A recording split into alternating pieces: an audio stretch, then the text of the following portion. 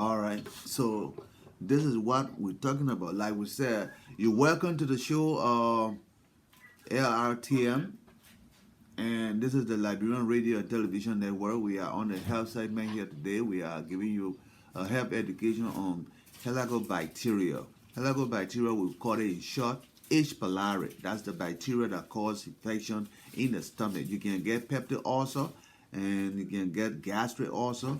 You can get gastritis from this particular bacteria. You can, okay, okay. So, yeah. Are you loud? Yeah, yeah, hearing you now, hearing you now, but we're not hearing you before, and now can you put the platform for education back so we can hear you? So you can repeat everything. Okay. So, like I said, maybe you were not hearing me before. We said, welcome to the show, Platform for Education on Liberian Radio and Television Network. Okay. Those of you having your birthday today, happy birthday. Those of you had your birthday yesterday, happy belated birthday. All right. This is your show. This is the health show on Liberian Radio and Television Network. All right. So I want you to share the video. If you're hearing me clear, give me a tonsil and other thing like that. Okay. Now you give me a tonsil and other thing like that. So, okay. Those of you having your birthday today, happy birthday. Those of you had your birthday yesterday. Okay. So share the video. I want you to share the video, please. Share the video as before we start coming with the discussion complete. All right. Share the video. Let your friend get to know. We're talking about the stomach. The stomach is very important. If you're having stomach pain, it is hard to even do anything. You can't do anything straight. So we're talking about that. That's what we're talking about right now. Okay? So we're discussing a bacteria that you can get, and it causes peptic ulcer in your stomach. All right? This bacteria you get it from unsanitary area, just like you can get typhoid fever. All right? Just like you can get typhoid fever. That's how you get that bacteria. Especially you get it when you are small. And when you are small, you get this bacteria. You harbor this bacteria, or you carry it with you for a long time. You know, some people carry it with them for a long time. By the time they get to be bigger, it can cause them problems, especially in the stomach. That's the only place the bacteria lodge. Between that what we call pylori villi. The pylori villi is between your small intestine and the stomach. That place the food got to pass. All right. So that's the place the bacteria can affect all the time. So if it affect over there, it go over there and eat the mucosa over there. When you eat any food or when you are hungry, and when the digestion fluid is being secreted in your stomach to break down your food, it will start you start having pain because the place already eat up by the bacteria. You will start having pain. All right, especially when you are hungry like that, you start having pain. Or when you eat small thing, you just feel bloated. You say, "Oh, I just bloated." Or any little thing I eat, I just feel bloated, or and I feel this stomach pain. Sometimes you will go to the hospital, they will say, "Oh, that gastritis." They will give you something you eat, okay, just to you know when you drink milk, it ease the pain, and you say, "Oh, okay, all right." You know, sometimes they give you some aluminum hydroxide, something like that. You drink, something like a meal like in the hospital, then it cool down. All right, but it is there. The bacteria is over there causing damage. It causing damage. So those are the kind of things you'll be having in there. It will be there for a long time. So until you get to know, say, look, I'm going to the hospital today to check on this pain I have in my stomach. All the time, anytime I eat small thing, I just feel bloated up. And I just feel this thing, and all the time I go to the hospital, they give me uh, milk to drink and other things like that. When I'm hungry, I can feel this pain. It's not right. All right? That particular bacteria can cause peptic ulcer. You see? Peptic ulcer. That's what we're talking. The peptic the ulcer is named after the enzyme that can break your food in the small intestine, pepsin. You see, but if the pepsin eat up that mucosa, it causes sore. It causes sore right there inside your stomach and in your intestine. You know, then we'll call it peptic ulcer. Sometimes when we say gastric ulcer inside the stomach, peptic ulcer, gastric ulcer inside the stomach. You see that? So these are the symptoms that you get. If you get that pain, you get that pain in your stomach, it's not a nice thing. So you will go to the hospital now. You tell the doctor, "Lord, I've been feeling this pain in my stomach. When I eat, I just feel bloated up." Okay, the doctor will want to say, "Okay, let's see what happened. Let's check you. Let's do some blood tests." Because this bacteria, when you get it, you can also pass this bacteria to people in your saliva, in your saliva, in other fluid too also. You see there? In the feces. You can pass it on in the feces. That's why most of the time, before we eat, we learn to wash our hands. You see? Suppose you're shaking a lot of people's hand. You shake hand, shake hand, shake hand. You just take the bread and eat. You see? You have got that transmission of the helicobacteria right into your mouth. You see? So before you eat, please let us wash our hands with soap and water, wipe it, then you eat. You see? So you can take the something and put it right in your hand with your something with your hand, put it in your mouth, not with the spoon or the fork. You see? So that's how this bacteria is transmitted. That's how this infection is transmitted. It causes trouble. All right. Now you will start feeling this pain. The doctor will tell you, say, let me do some little tests. Sometimes they will tell you, say, okay, breathe in this paper bag. When you breathe in that paper bag, they will take the paper bag, send it into the laboratory. When they send it into the laboratory, if you got this bacteria, the bacteria, when you breathe in, just like the fluid, I'm talking to you, I'm passing fluid. I'm talking to you, I'm losing water also. If I got that bacteria, I can pass it on to you inside the little space that comes from my mouth when I'm speaking to you. So when they go look in your breath that you put in a paper bag, your breath, when they check it in the lab, it will change. The bacteria will change that breath, that gas you put in that, it will change it to carbon dioxide. Then they will know, say, oh, you see, this person has this bacteria. You see? That one of the tests that they will give you. Now another test that we would want to do, long time we used to do, we will call it barren meal follow through. Barren meal. It's like a milk. You just drink the milk, you lie down, you drink a milk, and they take the x-ray. If there's a sore in that stomach already, that milk will stuck right there. And the x-ray will tell us that you got a sore over there. Okay. Another one we want to do is we want to do what we call endoscopy. Endoscopy is a camera we put inside your throat and we look at it. Sometimes you can be sleeping or sometimes you can be awake. But we put it through, and we start taking pictures. We start taking pictures. We get to that particular area, we take picture. If the sore is there, we will see. You see? So when we know that the sore is over there, now one thing you got to do, you got to change the food you're eating. You got to change the food you're eating. You got to learn to eat now, and you got to know when to eat. All right?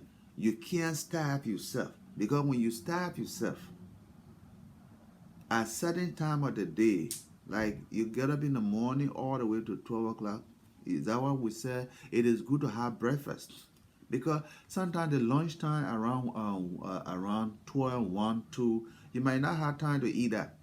But when you have breakfast in the morning, when you have good breakfast in the morning, okay, when the secretion time comes for that food to be broken down, the acid is secreted by the stomach to break down the food. They will not eat your stomach mucosa. They will not eat that lining. It will break down the food because food is in your stomach to be broken down. But if there are no food in the stomach to be broken down, the acid will eat the mucosa, will eat the lining of your stomach. It will eat the lining of your stomach. And there where the trouble comes. You know. So it is good to have breakfast. Then you eat normally. This happened to more people in the Christian world where they fast most of the time, fasting like 6 to 6, 6 to 6. Many Christians come with their stomach problem. All right, so that is what happened with H. pylori, and the medicine for this disease, it is there three type of medicine you can take, but sometimes it got some side effect, and you have to take it for like a month or so, because bacteria inside your stomach, that bacteria had to be completely eradicated, completely dead. They had to kill that bacteria with those three antibiotics. They will give it to you three antibiotics. You have to take those medicine with food. Okay, it will heal the soul and it kill the bacteria, and the soul will heal. But don't go back again and continue to starve yourself, because the same place, because when it's like when you cut yourself and the soul heal, you got scar there, right? Okay, that scar, the bacteria can come back to that same area again, causing the same thing. So you don't come back with reinfection over and over and over again. And let us try to wash our hands when we shake hands, we touch the doorknob and other things like that. People get that, and we're living in a community of immigrants. We're living in a country of immigrants. People come from all over. Mexico, what they bring in our vegetable most of the time from Mexico, right? Okay, they bring it from Africa, but most of our food we grow it here and all that. But people who are preparing the green leafy vegetable, they can transfer typhoid, salmonella, typhoid. They can transfer those things. You know, some people got it. They go in the toilet and clean themselves. Don't wash your hands. They come and touch the green leafy vegetable. Then you go and buy it. You didn't wash it. Boom. Especially those are all that eat salad. We can learn to have our salad. We wash the vegetable very well before we eat it. So you wash your hand before you eat. This is how you want to maintain yourself. You want to maintain yourself healthy. All right. So this is what happened when we develop uh, helicobacter infection, and in short, we call it H. pylori. H. pylori just is the short form for that bacteria. So the same old way you get H. pylori is nearly the same old way you get typhoid fever. Typhoid fever is not something like you get with like malaria or other things like that. No, because the place is not clean, okay, and no running water. Everybody going the same place, like and fall. Everybody going on the beach, and not cleaning hand. You're shaking hands, sharing food, all that. This is the place you get this bacteria. Especially you get it at the time when you are small. When you are small, you know not anything good, but you can get that bacteria and it will be in you growing, you know. And when you get to be bigger now, this is where trouble comes. All right. So that's what we're talking about today. So most of you got to learn to know that washing hand can eliminate many of our infection. Many of our infection. It can prevent you. Washing hand is the first protective mechanism to protect you from getting any disease, any infection. You wash your hand, because most of the disease that we get is through feeding. We put our hand in our mouth, it go through the mouth. There are not many people cut themselves or bleeding in the street. No, but most of the disease that we get, it go through the mouth, and especially you see that there's somebody coming with what we call diarrhea, those kind of thing. Diarrhea would be just a sign. It's just a sign that you have gotten a bacteria in your stomach that causing your food not to be digested, and then it will just pass straight through like that. All right, that's what cause these diseases. So let us wash our hands before we eat. You shake somebody's hand, come by, wash your hand before you even take a color to eat or anything, a chip to eat, something like that. All right? It is good to always wash your hands. You see, many of all, when we go back to Liberia, you are in Liberia, make sure you wash your hand most of the time. You want to eat, you buy anything from the market, green from the market, you buy cassava leaf, this and that. You go and wash those things before you cook it. All right, you don't want to come out with any of those things, especially right now in Liberia. They have a condition there is completely deplorable. You come down with any kind of running stomach. It is not easy to rehydrate you and then find out what is the cause. And right now, anybody gets sick, they treat you for typhoid fever and they treat you for malaria because they may not even have the time to really find out whether your sickness is due to malaria or is due to typhoid fever. Okay, because those things you have to be able to, you know, distinguish them. Then you know what medicine to give. You don't just go and medicine are all foreign body. We don't just go and giving you this medicine, that medicine, just like that. That's why on this side we always have our laboratory. We send blood in there. We take sample and send it in there. They come back and tell us, oh, this is the bacteria that we find in this sample you sent to us. Gram-negative bacteria, gram-positive bacteria, they all got different medicine. So we don't just give all any kind of medicine because the person got bacteria. What kind of bacteria is it? Is it a gram-negative, gram-positive? That is level or we will decide what medicine to give because we know what kind of medicine to give you if it is a gram positive, it's a gram negative, you know. So these are some of the things we talk about. All right. Today, like I told you, I come here. I gave you a little information about things that really we all can suffer from. I gave you information about these little body condition, diseases, and other things that we all suffer from. I will not come by and tell you about something that nobody had not seen, but no, I will tell you something that we all suffer from. So we just learn to keep ourselves protected, washing our hands with that food because most of the we eat food, the food may be poisoned with these bacteria. All right, so today we discussed that, and what we're going to be discussing next is going to be high blood pressure is a sign. Okay, high blood pressure is a sign. The high blood pressure is not a disease. High blood pressure is a sign of a heart disease. You see that? High blood pressure is a sign of abnormality. Anything, a normal thing happening. A normal thing happening in your blood vessel. A normal thing happening inside your heart. A normal thing happening in it only got to deal with your heart because your heart is a pump. That's where we're going to be discussing. We're going to be discussing this on Monday.